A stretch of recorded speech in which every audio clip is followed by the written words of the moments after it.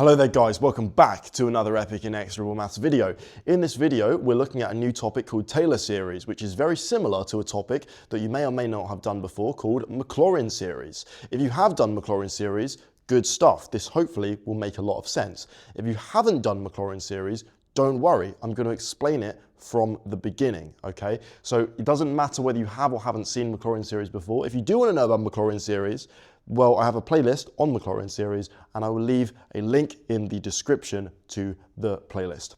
Okay, so let's just have a quick trip down memory lane to remind ourselves about what Maclaurin series is, because Taylor series is essentially a more general version of that. And I'll get to what Taylor series actually is in just a moment, but let me just motivate it, explain why we need it, okay? So memory lane, Maclaurin series. What we said with Maclaurin series is that we wanted to be able to write some function f of x. This could be sine x, cos x, e to the x, the natural log of 1 plus x, arctan x, there's countless of them. We want to write this as what you call a power series. This is an infinite polynomial.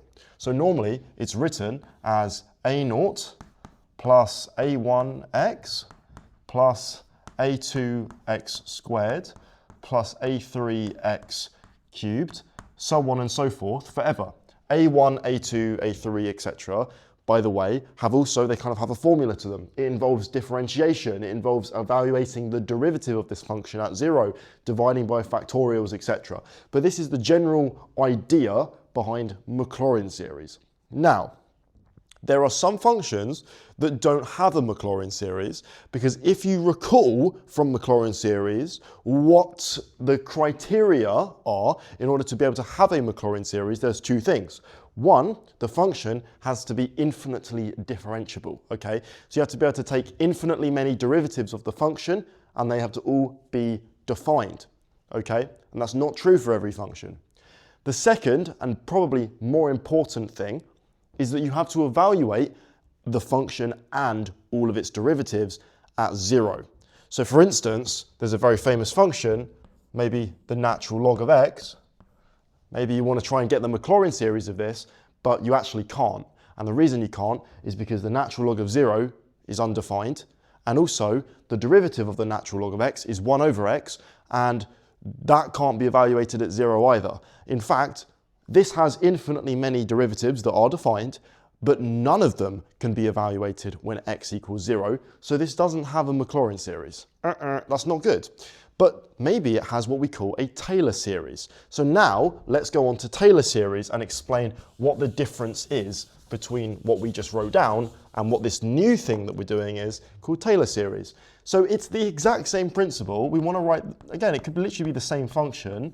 Again, we're just going to call it f of x. But this time, we don't want to write it in ascending powers of x, but rather in ascending powers of x minus some number a, okay? I'm going to write that down.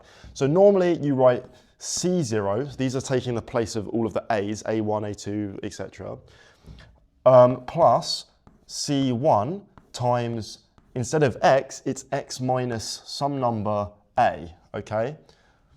Next term would be c2, x minus a squared. Next term would be c3, x minus a cubed. And it goes on and on and on forever. And a can be pretty much any number that you want. So using this, you actually can come up with a series for the natural log of x, because you can just let a be something that isn't 0, okay? And what we're going to see in a second is that c0, c1, all these constants that we don't know what they are yet, they will also be expressed in terms of factorials and derivatives, just like with the Maclaurin series. So right now, my proposition is, can we do this? Can we say that the function f of x can be written like this? And if it can be, then this would be the Taylor series of f of x rather than the Maclaurin series. And just a link between them, the Maclaurin series is the Taylor series of a function, but it's just when a is the number 0. So Taylor series is a more general version of it because a can be any number, okay? So let's try and figure out what C0, C1, C2, C3 actually are.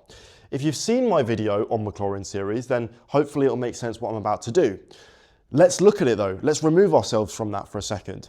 Any ideas how we could find what the constants C0, C1, C2, C3, etc. are equal to? Genuinely, just think about it. Pause the video, think about it. What could we do to find, let's say, C0 first? How could we find C0? Well, what we could do is we could let x equal a on both sides. So f of a would be C0 plus, and then do you see that every single other term would just be 0? Because x minus a is just there, that's 0. X minus a squared, that's 0. X minus a cubed, again, if x is a, that would be 0. So if we let x equal a, obviously the function has to be able to be evaluated at a, it goes without saying here, but then we would get that f of a is equal to C0 plus infinitely many zeros.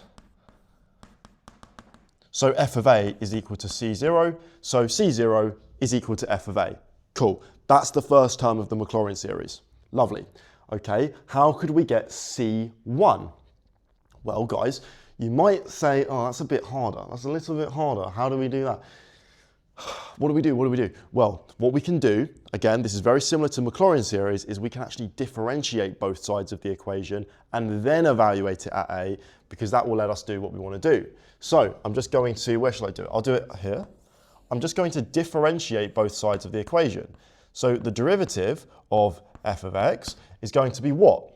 Well, it's going to, C0 is going to just disappear, C0 is gone, and then C1 times x minus a, well, the derivative of x minus a is just 1, so this is just plus C1, so C1 is on its own. Then we have to use the chain rule to differentiate all of the other terms.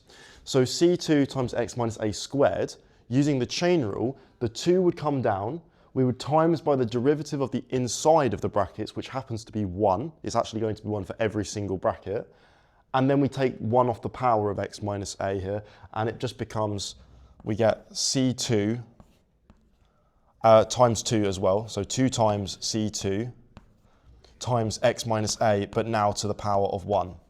That's the second term, and then the third term, I'll do that a bit quicker. The third term is just 3 C3 times x minus a squared. And again, this goes on forever. So hopefully this makes sense. And now, again, the benefit of doing that is that if we evaluate the derivative at a, then do you see that every single term becomes 0 except C1. So we end up getting that the derivative at a equals C1. Now, it might look like the derivative, the nth derivative is Cn, if that makes sense, but actually that's not true.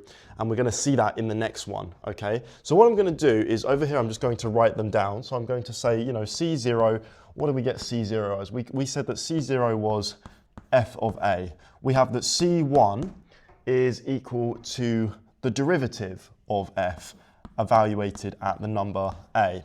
I'm going to rub off this side and we're going to go again. We're going to differentiate again. Okay, so what would the second derivative of both sides be? So we have the second derivative of f of x equals what? Well, C1 would disappear once again.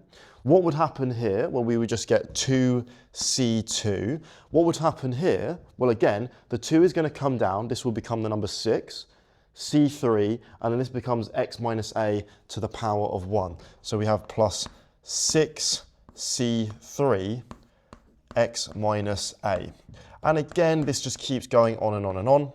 So now do you see that C2 would have to be the second derivative of the function evaluated at a divided by 2. Okay, so just to be really clear on that, the second derivative at a would be 2C2 plus, and then do you see that all of the next terms would just be zeros again?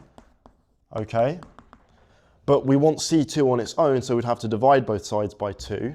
So C2 would be the second derivative of a, or at a, yes, but divided by 2.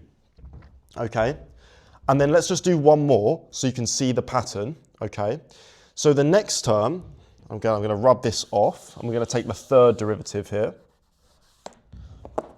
Taking the third derivative, and you could do this a few more times, and you can actually prove this by induction, or you can just show it algebraically, the pattern that's about to emerge.